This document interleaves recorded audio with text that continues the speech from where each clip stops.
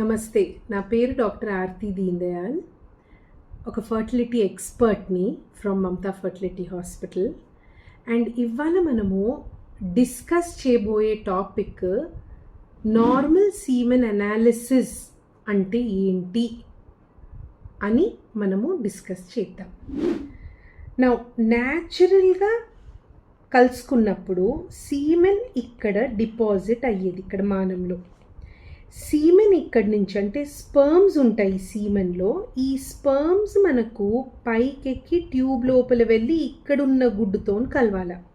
So మనకు sperms ఇంత travel చేసి స్విమ్ చేసి ఇక్కడ గుడ్డు వరకు అందాలంటే మనకు స్పర్మ్ కౌంట్ బాగుండాలా, మనకు కదలిక బాగుండాలా, మనకు కనిపించడానికి స్పర్మ్ షేప్ కూడా బాగుండాలి. సో మనము సీమెన్ టెస్ట్ చేసినప్పుడు మనం ఒక మంచి WHO క్రైటీరియా ఫాలో చేసే ల్యాబ్లో చేయాలి సీమెన్ టెస్టింగ్.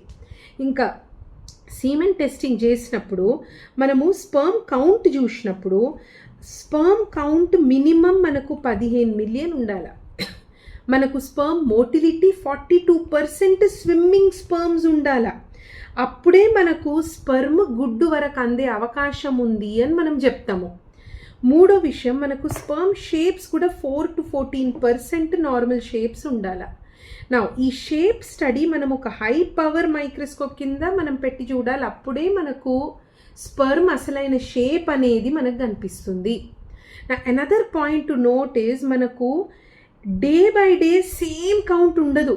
మనకు ఒకరోజు కౌంట్ 20 మిలియన్ ఉండొచ్చు, ఇంకొక రోజు కౌంట్ మనకు 50-60 మిలియన్ ఉండొచ్చు. సో మనకు స్పర్మ్ వేరియేషన్ ప్రతి మగ మనిషిలో కామన్. ఇవి మనం కొన్ని ఫ్యాక్ట్స్ అర్థం చేసుకోవాలా. And another fact what you should understand is, మనకు స్పర్మ్ మీరు ఎంత ఇక్కడ డిపాజిట్ చేసినా మనకు 60% స్పర్మ్స్ ఇక్కడ వజైనాలోనే మనకు చనిపోతాయి. ఇంకొక 10-15% ఇక్కడ సర్వైకల్ కెనాల్లో మనకు చనిపోతాయి. మనకు ఫైనల్గా పైకెక్కి ట్యూబ్ లోపల వెళ్ళి గుడ్డు వరకు అందే స్పర్మ్స్ హార్డ్లీ 5 to 10% స్పర్మ్సే ఉంటాయి.